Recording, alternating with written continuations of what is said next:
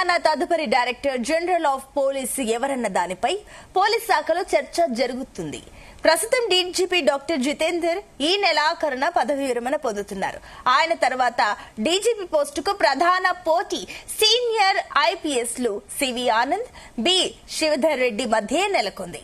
ఇద్దరిది ఒకే సామాజిక వర్గం. ఇద్దరు తెలంగాణ రాష్ట్రానికి చెందిన వారే కావడంతో ప్రభుత్వం ఎవరిని ఎంపిక చేసుకుంటుందన్నది ఆసక్తికరంగా మారింది.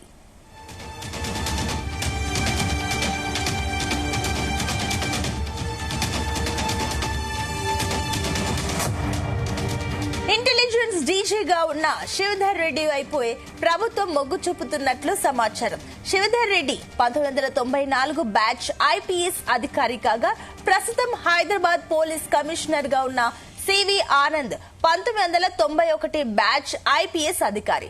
డీజీపీగా శివధర్ రెడ్డిని నియమిస్తే సివి ఆనంద్ ను విజిలెన్స్ డీజీగా పంపడంతో పాటుగా ఏసీబీ బాధ్యతలు అప్పగించే అవకాశం ఉంది.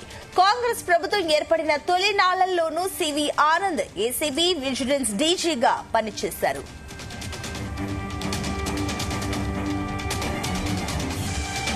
ఇలా చేయడం వల్ల సీనియారిటీ పరమైన పొరపచ్చాలు తలెత్తకుండా డీజీపీగా శివధర్ రెడ్డి పోలీస్ శాఖతో నేరుగా సంబంధం లేకుండా ప్రభుత్వ పరిధిలో పనిచేసే ఏసీబీ విజిలెన్స్ కు డీజీగా ఆనంద్ కొనసాగే వెసులుబాటు ఉంటుందని ప్రభుత్వ వర్గాలు భావిస్తున్నట్లు తెలుస్తోంది.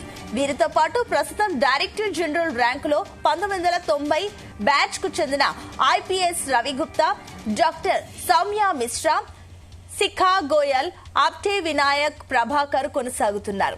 వీరిలో రవి గుప్తా ఈ ఏడాది డిసెంబర్ 19న పదవి విరమణ పొందనున్నారు.